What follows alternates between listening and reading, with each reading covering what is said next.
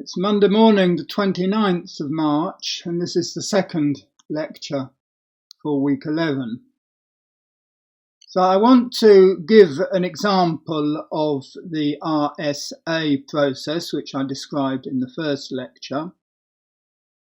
Of course, the numbers are too small to be useful in practice. I'm going to start with an integer which is about 4 million as the product of two primes, but that could easily be factorized. But I want to just show you how the system works. So remember the setup. We have two people who are communicating, so often called Bob and Alice. I've decided to call them Bobby and Alina, just to be different slightly. And the setup is this, that Bobby chooses two prime numbers which remain secret, but their product is made public. In this case, it's that number there. Bobby can also work out the number phi, which represents the number of integers strictly between 0 and n that are co-prime to n. Then Bobby also chooses an exponent, more about that in a moment. So Bobby also chooses a small number. I think I'm going to take 5 in this example, which is going to be used as an exponent, actually to help Alina encrypt her messages. So the point is, Alina then has a message that she wants to send to Bobby so that no one can intercept it and understand what it says. So the message is broken up into blocks, and each block has to be represented by a number x, we'll call it m if you prefer for message, and it has to be strictly less than, it has to be between 0 and this number n, which Alina knows. She then takes her message and she sends it to Bobby, and what she sends, well, she doesn't send x, she actually works out x to the power n. She works out c. What is c? C is equal to x to the power e, x to the power e mod n. So c is also going to be taken to be strictly less than n. And then all Bobby has to do is a similar operation. Bobby takes c to the d, where d is the inverse of e mod phi. So Bobby can work out d. He works out c to the power d, and he takes that mod n. Everything's always taken mod n, and it turns out this number y, let me call it, is equal to x. That's the theorem. So Bobby has effectively decrypted the message that Alice sent. So these are equal mod n, provided y is c to the d mod n. So the important thing is we must take both of these numbers between 0 and n to make sure that they're equal. So that's the setup. Let me actually give you the numerics in this particular case. So as I say, Bobby's going to take his exponent to be e. That's just 4 plus 1. Obviously, it's a prime number. You have to check that e is co-prime to phi. Well, since e is a prime number, it will be. Nothing to check there. And in this case, it so happens that if you take phi plus 1, you see phi plus 1 will be divisible by 5. So that makes it very easy to find the inverse in this particular case. You take, in general, you could take phi plus 1 and try and factorize it and use that factorization to decide what e might be. But in this case, we've already chosen e, actually. We're just lucky that when we add 1 to phi, it's already divisible by e. That won't normally happen. But in this case, it does, and we can deduce that this is the inverse of e mod phi. So therefore, d is taken to be this number, 810,000, etc. Now, what is Alina going to do? Well, I did explain already what she has to do. First of all, the public key then consists of E and N. So remember that P and Q are private to Bobby, but N is public and E is public. So these numbers can be sent, in practice they'd be on a computer and they'd be sent with some password protection, but they're not terribly secret. So Alina would know both N and E. So Alina can then compute x to the power E mod n. Everything is mod n. Now I haven't written it, you don't have to write equivalent, you don't have to write congruent here, you can write equals, provided you always remind the reader that you're working mod n. So remember, to raise numbers to an integer power, there's a quick way of doing this by repeated squarings. Because 5, the binary expansion of 5 is simply 1, 0, 1, we only really need one. Apart from the squarings, we just need one multiplication by x, which is here. So if we apply that in practice for 5, it just means we take x, we square it again, and then we multiply it by itself. That's the setup. But every step ought to be done mod n. Otherwise you're going to get don't forget that in practice the primes P and Q would each have probably at least 2,000 digits if you're doing this to work. So actually 2,000, 2,000 binary digit, 2,000 bits. So that's 2 to the, last time I said it was 2 to the 12, it's 2 to the 11, it's 2,048 binary bits. That means about 200 decimal bits. So last time I said that was one line, 200 is about 3 lines. 3 lines across the page. That's how long the prime numbers are in decimals. Anyway, you must, even with these small numbers, you want to keep reducing mod n every time you do an operation. So this number has already been reduced. This is x squared. That's already been reduced mod n. So we keep reducing mod n again and again. So these are really all equivalences mod n, but you can use equals if you like. And the number we get, the encrypted, the so-called ciphertext, this is sometimes called the ciphertext, what Alina sends, the original message as well, but in this case the ciphertext is this number 843147. And that is, of course, strictly less than n, so that's okay. So that's the number that's transmitted to Bobby. We don't know exactly at the moment what number Alina chose. You might hazard a guess, but you won't know exactly how she packaged that number. So that will be revealed in a moment. So Bobby receives this number 843147 mod n. So here's the secret. So Bobby has to use really a computer, I think, to decode this, because what has to be done, we have to take this number C here, this is the number C, and Bobby has to take this to the power D. We know what D is, so we're taking actually these are of the same order of magnitude. By coincidence, we're taking about 800,000 to the power 800,000. It's not an easy thing to do, but we're working mod n, so we keep reducing. We use the fast exponentiation method, and we keep repeated squarings. We keep reducing mod n, and any software can do this very quickly. The answer Bobby finds, represented as a number strictly less than n, is 20,501. Okay, so obviously what Alice did is actually she took the R module code 251, just talking about the numerical part of the code, and she sort of converted each bit, really, each character, I should say, each decimal digit, into 2 digits. So 02, 05, 01. and then to make this a number, a decimal number, of course, you don't need the initial 0.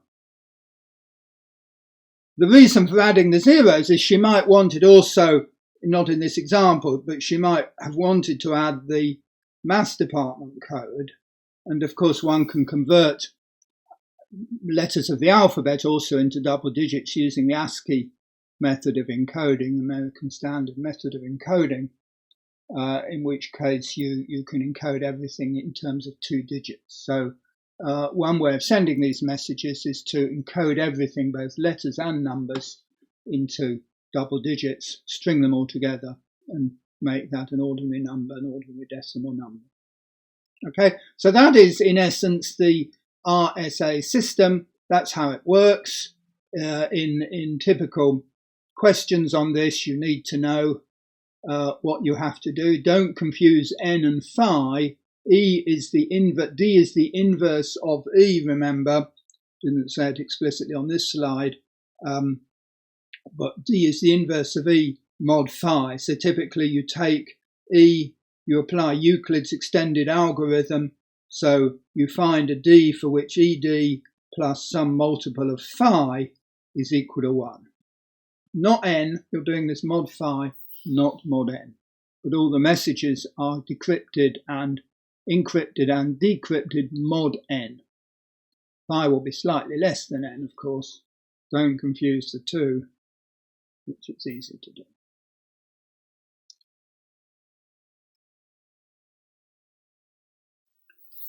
Now, the next slide, I want to say something I think is fairly important. It's not currently in the lecture notes, but in practice, when you receive an encrypted message and you have to take it to some power mod n. So remember, in all our examples with RSA, n is always the product of 2 primes. And to work mod n in these circumstances, it's sufficient to evaluate the number both mod p and mod q, which is often much easier because p and q are sort of their product is n, so in terms of decimal expansions, they'll be half as big as n. So I want to explain this aspect to it. It also helps when you do things by hand, actually. I'm going to explain that actually Bobby can decrypt the message from Alina by working, rather than mod n in one go, separately mod p and mod q. And this is possible because of the well-known Chinese remainder theorem, which simply says that if you want to work out a number mod n, mod pq, p and q are prime numbers, or any two numbers that are co-prime, then it's sufficient to do that. You just need the pair y mod p and y mod q. And this can be generalized when you have a whole list of co-prime integers. Okay, and it doesn't just refer to this sort of number theory setup. It has a wide importance in mathematics. For example, in group theory, you first start learning about cyclic groups, and one of the first things you should know is that if you take, say, the cyclic group with 6 elements, a cyclic group in which you have a generator 6 power as the identity, and no smaller, C6 is isomorphic to the product of the cyclic groups C2 and C3. And that works because 6 is the product of the 2 primes, 2 and 3. That's an example, really, of using the Chinese remainder theorem. It's not true that if you take the cyclic group with 4 elements, that's very definitely not the same group as C2 cross C2. C2 cross C2 is sometimes called the Klein group, and all the elements there have order 2, whereas in the cyclic group C4 there'd be an element of order 4. So that doesn't work because the numbers here are not co-prime. So that's the idea of the Chinese remainder theorem. So it comes from this book from the 3rd century AD or something. I just copied this, I hope. I hope I got this right. So let's see how this is used in the case of RSA. So as I said, Bobby has to compute this very large exponent c to the power d, which is 843,000 roughly to the power of 810,000. This has to be done mod n. N is PQ. Remember, this is n in our case. So rather than doing this all mod n, which is more or less impossible to show the details, he can do this separately, mod p and mod q. And this, although the numbers are still very large, you can imagine this is actually much easier to do. So the method I'm talking about now will actually be done even by the computer when the computer decrypts. It will work mod p and mod q. It won't work mod n. So Bobby actually works out c to the d mod p and c to the d mod q. And it turns out these are two rather nice looking numbers, 511, bit of a coincidence, 511, 211. So that's the first step. Then what does he have to do? Well, he uses the Euclid's extended algorithm. This is just my way of writing without using too much space. Euclid's extended algorithm. P and Q are prime numbers, and in particular they're co-prime. Their greatest common divisor is 1. So we know from extended Euclid that we can find integers a and b. So this linear combination here is equal to 1. And you quickly discover, remember this is a very quick thing to implement, certainly you can do this easily by hand, you discover that capital A is, for example, minus 744 and B is 733. They're rather nice looking numbers. So equipped with that knowledge, so this can be done of course very quickly also on the computer, equipped with that knowledge, there's a sort of trick, and this is how you essentially prove, this is how the Chinese remainder theorem is used in practice, or how you prove it really. Namely, what you do is, having worked out A and B,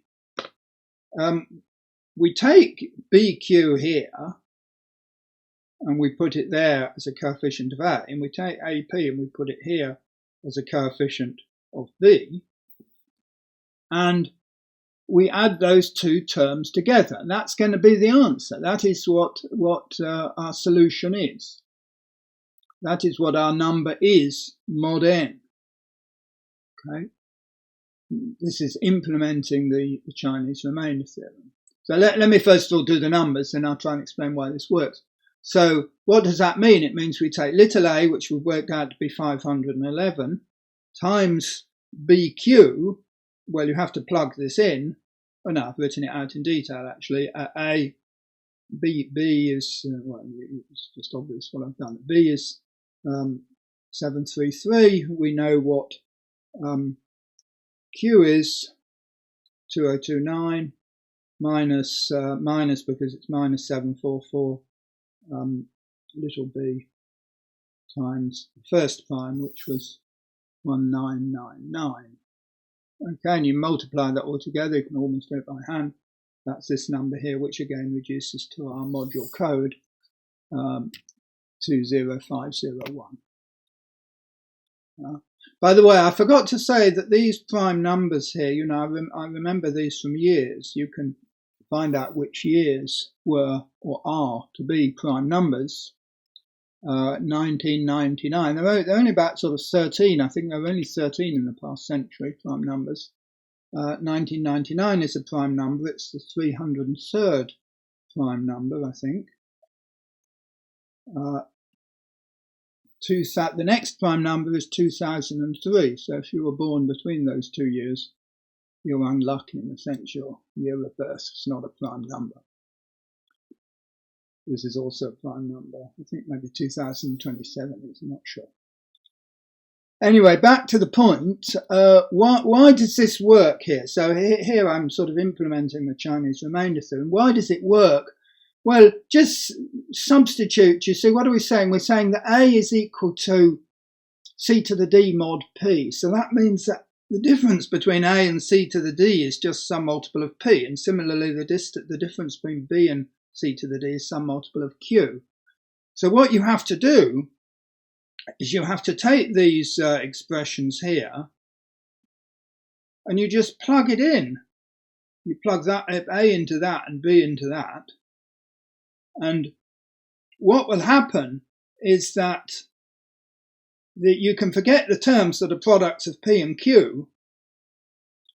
So when you plug this Q, you see QL will go with, you plug this in here and you'll get a PQ as a product. And the coefficients of C to the D will just end up being this number, which is 1. So that's why this formula works. And there's a simpler thing for you to prove. You don't have to go through this process, but you can prove that C to the D mod n is determined by these. That's a question actually on sheet 11. Okay, so that almost deals with what I wanted to say there. One final remark, which is just an extra remark, not related to what I've just done, but it's another way you can simplify the decryption process. I told you that when you use RSA, you have to work out phi. Remember, phi is always defined as the product of P minus 1 times Q minus 1. And then you work out the inverse of E mod phi. Actually, you don't need, if you look at the proof, particularly the proof given in the lecture notes of the theorem that underlies RSA, you'll discover you don't actually need quite to do that. You can take a smaller number. If these have, well, they'll always have, I guess, a common factor of 2. You can always divide. You can always take the lowest common multiple, which will always be smaller than the product. So you actually could deal with not phi but psi, which I've defined. This is not standard notation, but I call psi the lowest common multiple of P minus 1 and Q minus 1. So psi, that's the same thing as saying that psi is phi divided by the greatest common divisor of these two numbers. In our example, that greatest common divisor is actually 6. So you can actually reduce, you can divide phi by 6, and then you can compute the inverse of E mod psi. And that's roughly, in our example, that's roughly 6 as big, and it turns out to be this number here rather than our 80,800 and something thousand. It's only 100 something thousand. So that also simplifies the arithmetic. Also, if you're using computers, it may simplify it even with huge numbers. It may also help to do that. So you can, I'm not setting this as an exercise. If you do number theory, I could set this to you as an exercise to prove that it's sufficient to, when you implement RSA, it's sufficient to use, instead of phi and D, psi and this inverse of E mod psi. That's really all I want to say about the mathematics, but I've got an extra slide to really tell you in practice how some of this looks like, how it works out, what it looks like in practice. So the point is, remember, when you apply RSA, if Bobby and Alina work it together, Bobby has to somehow communicate to Alina this public key. And the public key consists of these two integers, E and N. E is typically very small, or relatively small. 5 would be too small in practice, but it's relatively small. But N would be a rather huge number, as I said, I think with a minimum of 4,000 plus bits when written in binary.